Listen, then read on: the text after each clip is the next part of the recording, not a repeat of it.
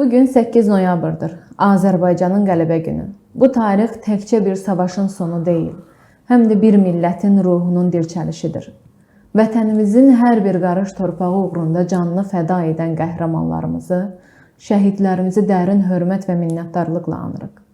Onların igidliyi ilə yanaşı, həmin o çətin günlərdə həyatın qorunması üçün mübarizə aparan insanlar da var idi. Hər biri vətən sevgisinin fərqli bir təzahürü idi.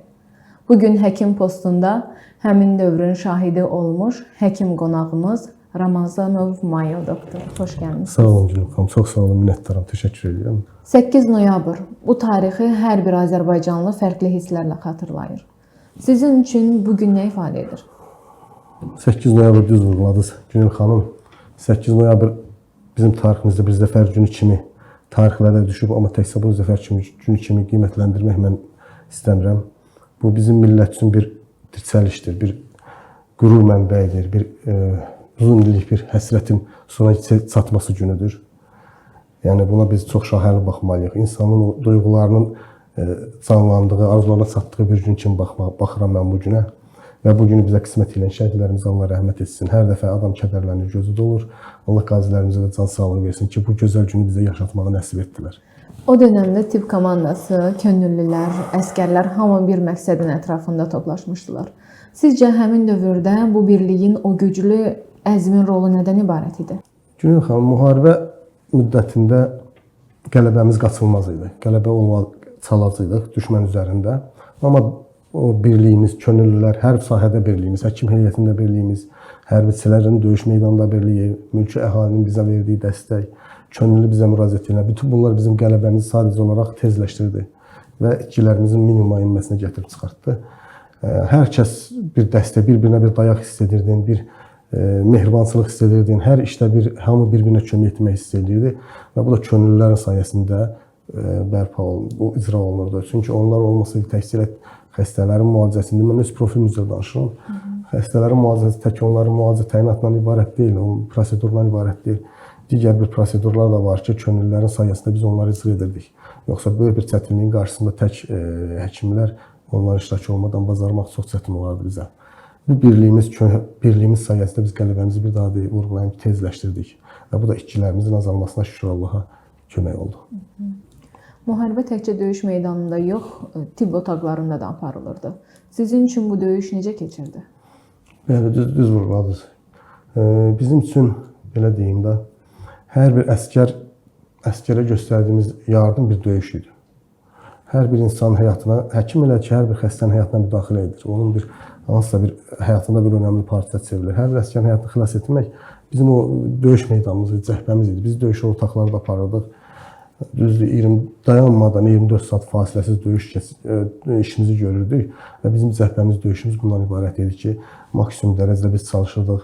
Hər bir əskərə yerində qaçılmaz, təcil şəkildə yardım göstərərək onun sağalmasına və təzədən maksimum dərəcədə döyüş meydanlara qayıtmasına dəstəyimizi bildirək, göstərək. Yaralı əskərlərlə təmasda olduğunuz anlarda sizə ən çox təsir edən nə olub? Bəlkə elə bir baxış, elə bir cümlə, elə bir səssizlik olub ki, yaddaşınızdan silinməyib? Olurdu, çox olurdu, təbii, fərqli idi. Hər bir yaralıda fərqli hisslər yaşayırdı insan. Amma heç birində mənim bu yaram necə olacaq sözü həmən müddətdə, anda, vaxtda eşitmirdik. Onlar hamısı elə bir söz deyirdi ki, mən nə vaxt sağalacam? Yenidən qayıdım ora, əskər yoldaşlarım orada, komandirlərim orada, döyüşlər orada gedir, mən orada olmalıyam. Bu fikirlər deyirdi və bu adamı ruhlandırırdı. Bizim işimizə bir stimul, bir dəstək verirdi ki, biz bunlara xidmət edirik, bunlar üçün çalışırıq. O günlərdə sizə ən çox kim təsirləndirib? Bu bir əskər, bir həmkar, ya sadə bir vətəndaş ola bilər? Bir hərbi qulluqçu çox xatirələrimdə qalıb, həqiqətən olmuş bir unudulmur. Bir hərbi qulluqçu bizə müraciət etdi. Aşağı ətraflarında yumşaq toxumaların odlu silah yaralanması idi. Biz onu xəstəxanaya qəbul etdik. 2 sutka onu saxladıq orada. 2 sutkadan sonra yaraları birinci cərrah işləndi, təmizləndi. Müalicəsi davam edən müddətdə 2 sutkadan sonra xəstə məcburi şəkildə özü imtina edərək qayıtdı. Yəni gələn avtomobillərlə geri qayıtdı və dərhal bu barədə mənə məlumat verdilər. Mən ön cəbhədə xidmət aparan həkim yoldaşlara Bu barədə bildirdim ki, onu da nəzarətdə saxlanın. Yaraların ikinci infeksiya ağırlaşması qarşısı alınsın, sarğıların mütəmadi baxımı olunsun. Bu işlərə orada nəzarət olsun. Onu burada saxlaya bilmədik. Bu xəstə getdi, harasa bir 5-6 gündən sonra bir də gəldi həmin hərbi qulluqçu. Bu dəfə bədənində güllə xəsarət yaralanması yox idi, amma o mərminin təsir dairəsinə düşmüşdü. 4 gün biz onu saxlaya bildik. 4 gündən sonra o yenə özünü toparlayandan sonra çox çalışdığı qalsın, yenə qalmadı. Getdi və yenə mənə məlumat verdilər ki, bu barədə belə bir hərbi qulluqçu burada yatmaqdan imtina edir. Döyüş meydanına qayıdır. Mən bu haqda bildirdim. Ön cəbhədə xidmət edən yoldaşlara da bir daha dedim ki, bu haqqı nəzarətdə saxlan, diqqətdə saxlan, problem olarsa həmən ona dəstək verin.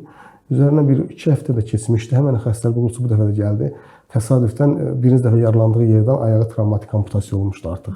Artıq onun geri qayıtma şansı yox idi və bu mənə belə bir fərqli bir hiss oyatdı. Daimdə xatirələrimdə, yaddaşlarımda qaldı. Hər böyük sınaq insana bir dərs verir. Bizim üçün maraqlıdır. O günlərdə yaralı hərbiçilərlə işləmək sizə nə öyrətdi? Ən çox hansı çətinliklərlə üzləşirdiniz? Yəni çətin vəziyyətlərdə siz və komandanız necə çıxış yolu tapırdınız? Həmin dövr mənə böyük stres altında çalışırdıq. Soyuqqanlı olmağı, təcili şəkildə saniyələr içərisində düzgün və doğru qərar verməyi. Çünki orada bizim hər saniyəmiz hərbi qulluqçuya, yaralıya elədiyimiz müdaxilə həyat xilas edirdi. Xəstəliklərin ağırlıq dərəcəsinə görə təcili şəkildə qərarlar qəbul olunmalı idi. Komanda şəklində qərarlar qəbul olunmalı idi.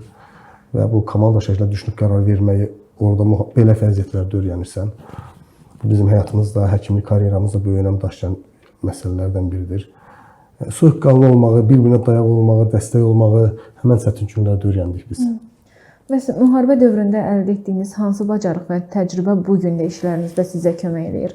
Ümumiyyətlə o günlərin həkimliyi, mülki həyatda, adi gündəlik işdən nə ilə fərqlənir? Belə deyim də, adi gündə biz müxtəlif tür xəstələr görürük. Hər profil üzrə terapevtik, cərrahik və digər profillərdə çox xəstələr görürük. Amma xəstələrin əksər hissəsi müəyyən bir plan üzrə icra olunur, prosedurlar. Amma həmən dövrdə yenə bayaq dediyim kimi təcil göstərişlərdir. Onlar bizə bir vərdiş yaratdı. Və o döyüş müddətində göstərdiyimiz vərdişlər bugünkü həyatımızda xəstələrə yanaşmamızda bir dəyişiklik yaratdı. Diqqətin daha çox fərqli olmağını və qarşımızdakının müharibədən çıxmış bir millətin övladlarının olmağı bir fikrini formalaşdırdı və bu da bizim xidmətimizdə vicdanlı olmağımız daha da bir məsuliyyətə çevirdi. Doktor, bizdə olan məlumata görə Əfqanistanda sülhməramlı missiyada hərbi həkim kimi xidmət etmisiniz. Bəs Əfqanistanda sülhməramlı kimi xidmətin ən çətin anları nələr idi? Bəli, doğru vurguladınız. Mən xidmətin müddətində orada beynəlxalq missiyanın tərkibində, sülhməramlı tərkibində xidmətimi davam etdirmişəm, fəaliyyətimi davam etdirmişəm həkim kimi. Fərqli situasiyadır, ora biraz fərqlidir. Burada biraz fərqli, xəstəliklərin profil üzrə yayılması fərqli idi. Orada başqa xəstəliklərlə məşğul olursan daha çox ərazisinə uyğun. Burada fərqli bir xəstəliklər insanların qarşısına daha çox çıxır. Amma təbii ki, elə missiyalarda iştirak etmək, elə təcrübələrdə, praktikalarda iştirak etmək bizim təcrübəmizi artırır. Və bugünkü Vətən müharibəsində bu özünü bir daha göstərdi ki, həmən missiyalarda iştirak etməyimiz beynəlxalq təcrübələri öyrənmək deməkdir. Yanaşmaları öyrənmək, yenilikləri öyrənmək deməkdir və bu da vacibdir. Bugünkü döyüşlərdə də, yaralanmaların müalicəsində də onu istifadə etdik. Bəs yadda qalan anınız varmı? Orayla bağlı mı? Orayla bağlı yadda qalan o idi ki, mən həmin dövrdə Əfqanistanda bir seçki zamanına düşdüm. Bu seçki zamanında mənim artıq missiyamı bitirib dəyişmə anıma gəldi, çatdı. Təyyarə, bizi gətirəcək təyyarə Əfqanistanda Kabula yenmişdir, amma seçkilərdə atəş müharibə vəziyyəti yarandığına görə qayıda bilmədi. Biz 15 gün orada əlavə artıq qaldıq ki, təyyarə havalanından qalxa bilmədi ki, bizi gətirsin bura. Maraqlı qalan hadisələrdən biri bu idi. Ümumiyyətlə çox olub, amma ən maraqlılardan biri bu olub. 14 gün yaxın biz orada gələ bilmədik. Sizcə həkim peşəsində vətənə xidmət hissi nədir? Gəlin buna ümumiyyətlə biz təkcə həkim peşəsində yox, vətəndaş olaraq baxaq. Bütün vətəndaşların vətənə xidməti olmalıdır, var da.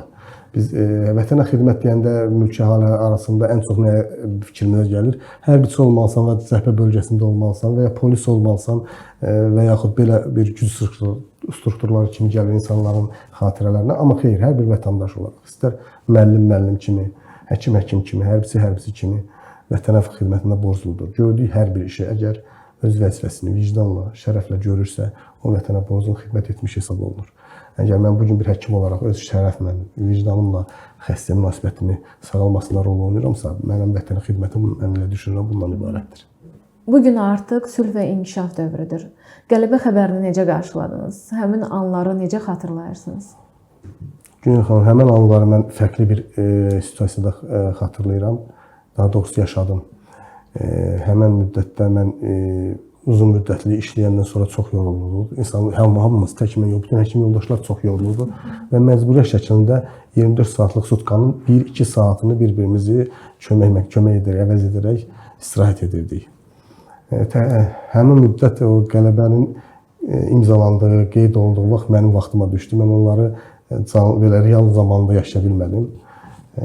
Həmin müddətdə səhər tezdən gəldim bölməyə, gördüm ki, Gəlmişdiniz iş başına. İş başına gəldim ki, tam fərqli bir şeydir. Axşam bunlarla mən gördüyüm bir situasiya deyil. Soruşdum nə məsələdir və istədilər qələbədir. Mən bir anlıq fikirləşdim və dedim, bunlardan soruşdum ki, müharibə tam bitməyib axı. Bəzi torpaqlar hələ tam işğaldan azad olunmayıb. Necə qələbə ola bilər? Onlar mən deyir ki, bəs Cənab Ali Baş Komandanlar sülh müqaviləsini imzaladı. Düşmən tərəf kapitülyasiya aktı imzaladılar. Qeyri-şərtsiz olaraq qalan torpaqları verəcək. Bu bir daha bizi sevindirdi ki, hər torpağı biz itki ilə alaq. Bir də var müəyyən bir hissəni biz itkisiz aldıq öz qələbəmiz sayəsində. Və təzədən o hissi mənə yaşatdı. Orada kollektivim çox sağ olsunlar. Məni təbrik elədilər. Biz bir-birimizi təbrik elədik və bu mənim üçün belə bir xatirə qaldı. Həkim kimi siz zəfər günündən sonra hansı dəyərin daha da gücləndiyini hiss edirsiniz? Həm kollektivdə, həm xalqda. Günel xanım, tək ölkədə, ölkə xaricində də bu hiss olunur. Elə hər yerdə hiss olunur. İnsanların bir-birinə inamı artıb. İnsanlar bir-birinə dayaq durmağa elə bil ki, yenidən bir öyrəniblər və yaxud yaşayırlar. Hər işdə bir-birinə müəyyən bir güzəştlər olunur, adi küçədə də. Hörmət etməyimiz, bir-birimizə həkim kimi xəstənin mənə hörmət etməyim, mənim xəstəyə hörmət etməyim, bütün cəmiyyətin istənilən təbəqələrində bu özünü bariz şəkildə göstərir və bu da çox qürur vericidir. Gələcəkdə Qarabağ torpaqlarında sağlamlıq sahəsində hansı layihələrin icra olmasını istəyərdiniz? Düzdür, orada çox layihələr icra olunur. Əhalinin yerləşdirilməsindən tutmuş, digər infrastrukturlara qədər bütün layihələr ölkəmiz tərəfindən icra olunur. Mən həkim olaraq öz baxış bucağımdan deyə bilərəm ki, çalışarıq ki, çox daha doğrusu istəyərəm orada böyük tibb ocaqları yaradılsın. Hətta tədris verə biləcək səviyyədə tibb ocaqları yaradılsın. Bugün bunun üçün çalışılır. Bəli, ki orada bir tibbi tədris verilə bilsin. Ən azından həkimlər üçün bir praktika mərkəzi yaradılsın. Tək paytaxtımız Bakıda yox. O işğaldan azad olmuş torpaqlarda belə icrası böyük çətinliklər törədən, böyük əmək sərf edən tibbi prosedurları orada biz rahat şəkildə təminatlı tibb müəssisələrində, uzaqlarında icra edə bilək. Və bizim o qazilərimiz, vətəndaşlarımız, bütün hər kəs ondan bir normal şəkildə yararlana bilsin. Bax, bunun olmasını çox istəyirəm o ərazilərdə. Bəs zəfərin davamını necə görürsünüz bir həkim, bir Azərbaycanlı kimi? Zəfərin davamını, onu qısa konkret bir kəlmə ilə, orada doğulan hər bir uşaq bizim zəfərimizin davamıdır. Və biz bugün çalışmalıyıq ki, o körpələrə, o uşaqlara bir örnək olaq, dərs olaq, savadlı, məsuliyyətli vətəndaş kimi yetişməsində. Zəfərimizin davamı yalnız inkişaf. Təşəkkür edirəm, doktor, gəldiyiniz üçün. Çox sağ olun. Zamanınızı ayırdığınız üçün. Sağ olun. Çox sağ olun, minnətdaram. Mən də sizə təşəkkür edirəm. Məni dəvət etdiyinizə görə çox sağ olun, təşəkkürlər. Bu söhbət bir daha göstərdi ki, zəfər yalnız silahla deyil, ruhla qazandı. Əskərlərimizin cəsarəti, şəhidlərimizin əbədiyyəti və hər kəsin öz yerində göstərdiyi sədaqət bu qələbəni bir bütöv etdi. Biz bu günü qeyd edərkən qürurla, amma həm də minnətdarlıqla xatırlayırıq. O günlərdə göstərilən mərdlik, həmrəylik və insanlıq hissi bu millətin kimliyidir. Şəhidlərimizin ruhu qarşısında baş əyirik. Qazilərimizə, həkimlərimizə, vətən üçün çalışan hər kəsə təşəkkür edirik. Zəfər günümüz mübarək olsun.